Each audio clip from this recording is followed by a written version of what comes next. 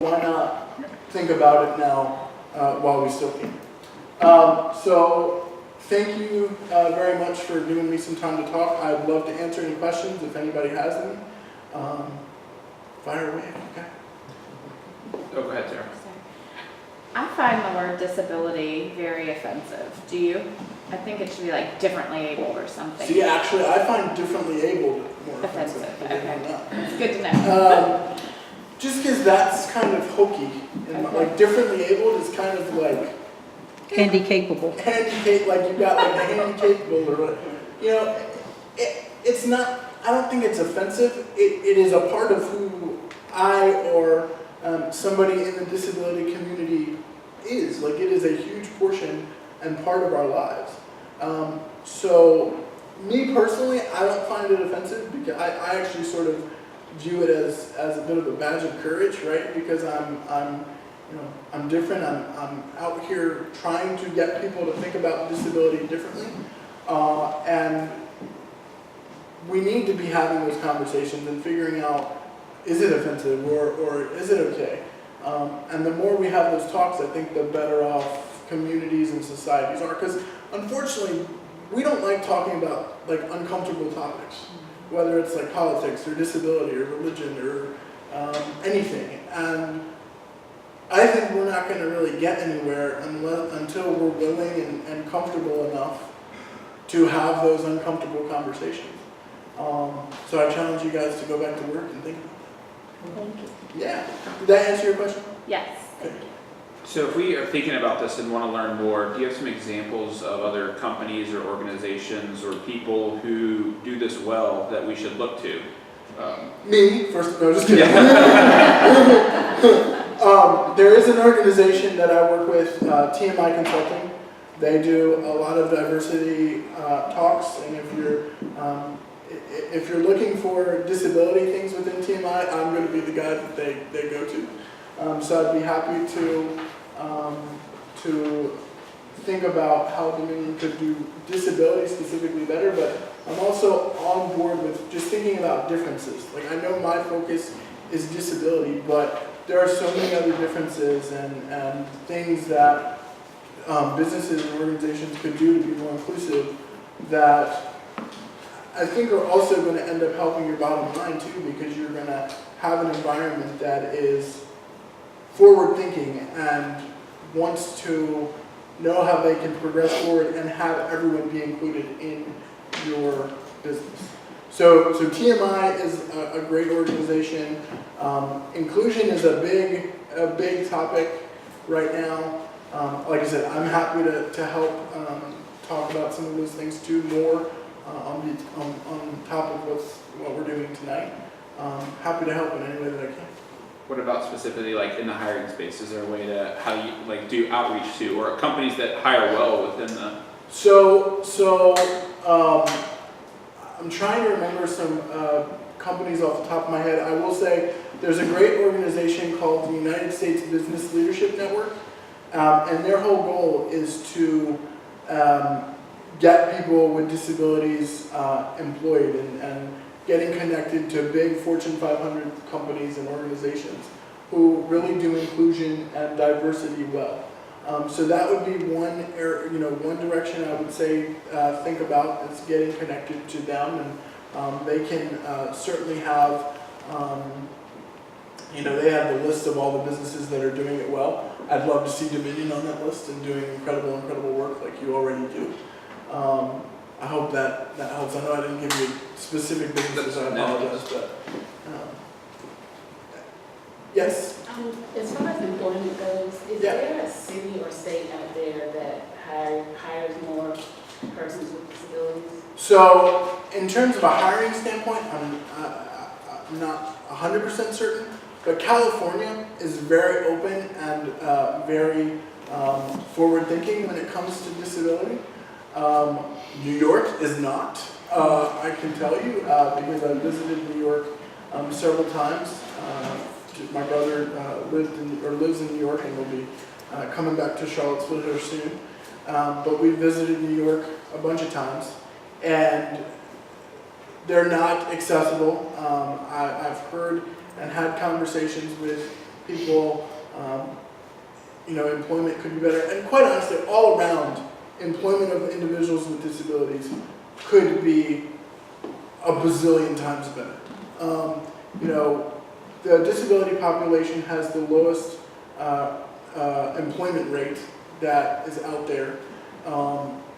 People with disabilities want jobs, like I said, and they want opportunities to work with businesses that are thinking, okay, what kind of accommodations can how can I make this work so that I can acquire this amazing talent that is going to allow me to think about things I've never thought about, or open up doors and thought processes that I never would have imagined.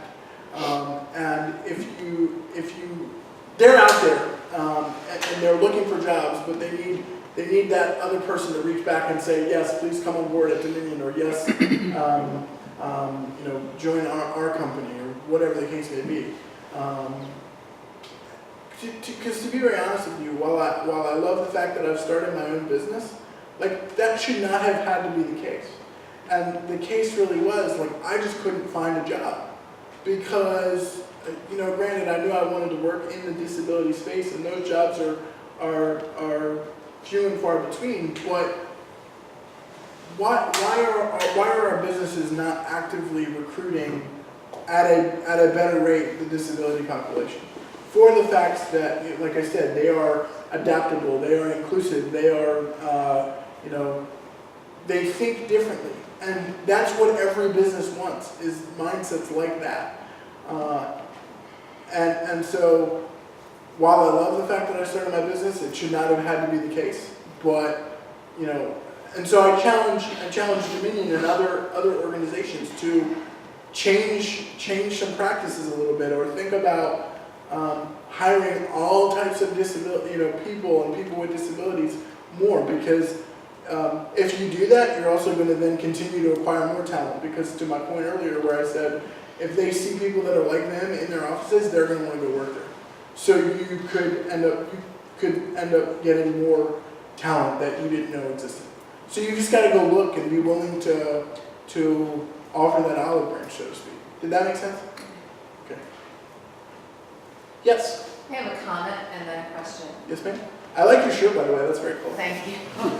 I have 2 9-year-old children, and they're both twins. They're in 3rd grade. Okay. And as one of their assignments in 3rd grade this year, the whole 3rd grade did this. Each student had to identify a famous person that they wanted to study, and they wrote about them, and then they dressed up as them. And we had an evening one evening called Night of the Notables, and the kids were lined up in the hallways, and the parents would go by and ask them questions to try and guess who that famous person was. So they had people like Michael Jackson was there. Sweet. My daughter was Jane Goodall. My son was King Tut. And there was a young man there, and he was Stephen Hawking. Love it. And he found a wheelchair. I mean, he was there, and it was just a great lesson. So it leads me to ask you, how often do you have an opportunity to talk to young kids? As much as I can. Young kids are the best, right? Because they're like sponges. They just want to know everything and anything.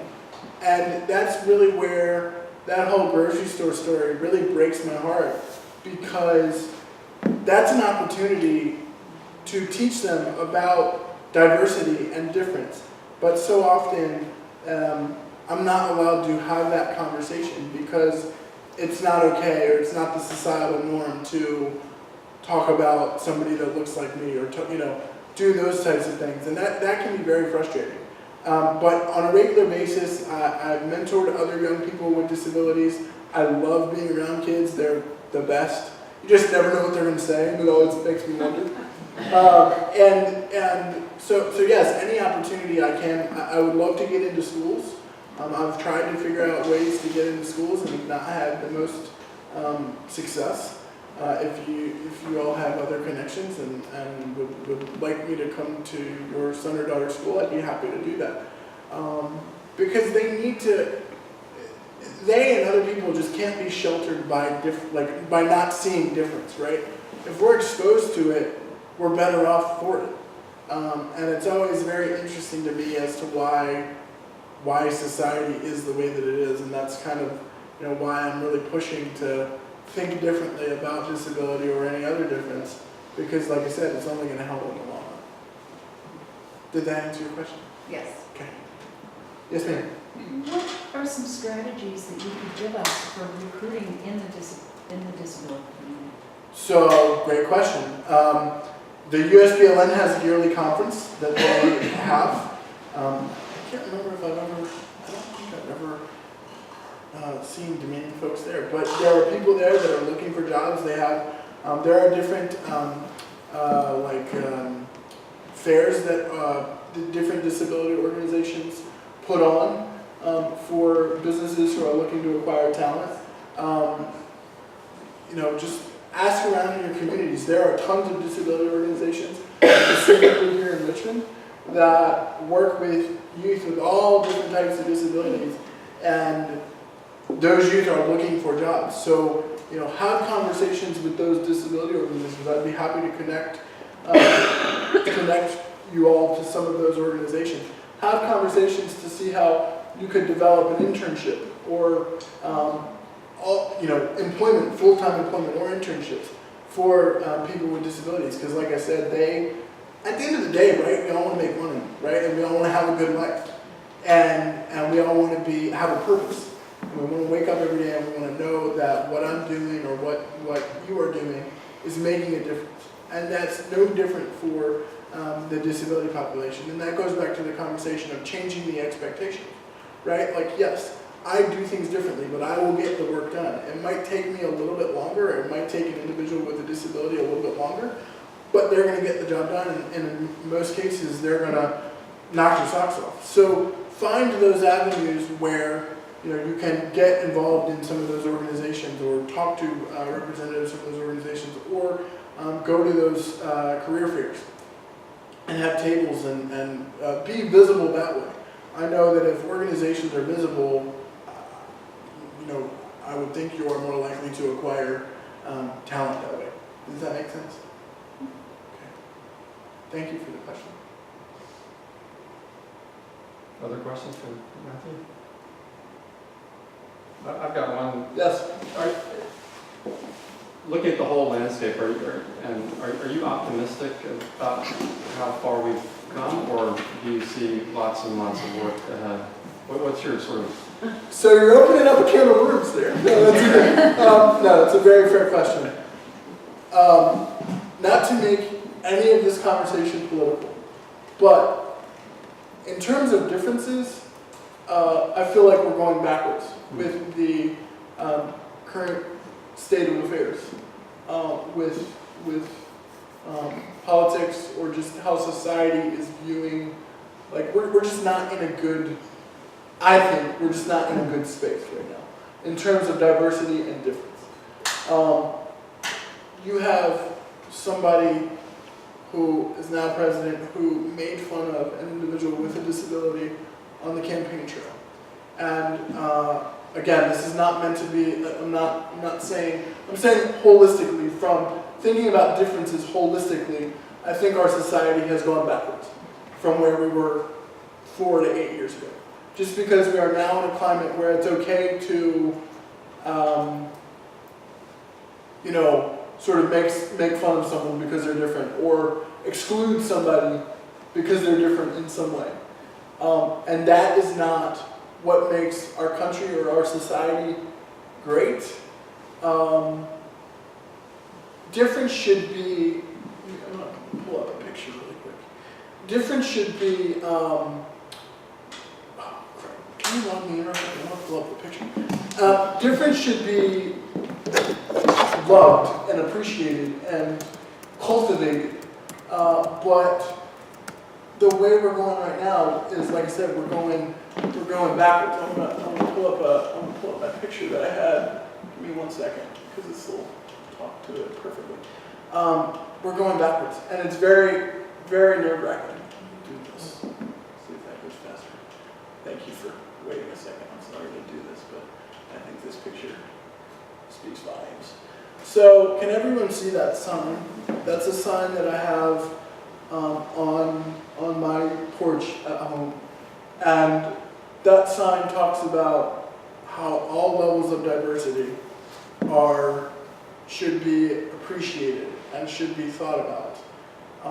And that's what makes me a little bit nervous about where we are right now. You know, as somebody who is somebody with one of those differences, am I going to be okay? Am I going to be singled out because I'm a person with a disability? That is something we're still trying to figure out. I'm hopeful that our society is not like that, but I'm not sure.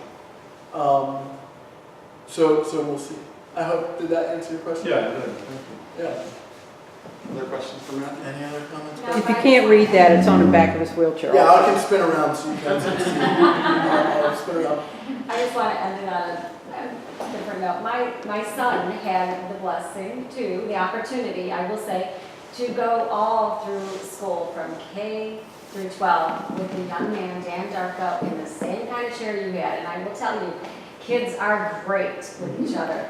I remember the teachers, first grade, thinking, okay, how's this going to all work? Kids ran up to him, hey, what's your name? This is cool. And they all played together, played rough. They even got in trouble racing down the hallway. Oh, I used to do that all the time. And he grew up with him, graduated high school with him, and they all were good friends. Went to birthday parties at his house, and he came to others, and I think that he was blessed to have that opportunity. Absolutely. And it's interesting that you sort of bring that whole idea up because my generation, to your point, doesn't see difference, doesn't see, you know, disability or race or gender or whatever. And I find that I'm having to do the convincing kind of more with the older generation because they don't see the value in like what I can bring or what a person with a disability can bring or what a person who may identify as LGBTQ can bring to the workforce or anything. And so it's going to take some time to get my generation kind of in positions to really, you know, again, value inclusion, value diversity. That's not to say please do it now and please, you know, go forward and do that. But it's interesting how it's generation, and you don't. It's been an interesting thing to have to interact and work with and speak to older generations of folks because, you know, my mom's generation. Like, here's the perfect example. There was a law in the 70s, I believe. It's called the Ugly Laws. And if you were a person with a disability back then, if you were out in public and you looked differently or you had a disability or you had a mobility device, they could throw you in jail because you were, quote, ugly to the way society wanted every man and woman to look. And so there's still some remnants of that now with society needing to be more accepting and inclusive of all those populations. But, I mean, that wasn't that long ago. And that was happening. Like, just because you had a speech impediment, or you used a wheelchair, or you had some other form of disability, you were not to be seen out in public. That boggles my mind. That was here in the United States, you know, not that long ago. And so, yes, we progressed forward, but like I said, I sort of fear that we're kind of going back a little bit. So I want to make sure that we stop and see the value in everyone and just know that diversity is amazing and can bring so many great things. And so I'll be very curious to see where we keep progressing forward to. But unless anyone has any other questions or comments, I really appreciate you guys taking or having me, and hopefully that message resonated with some of you. I really appreciate the time, and I'll be here for a little bit if you have other questions.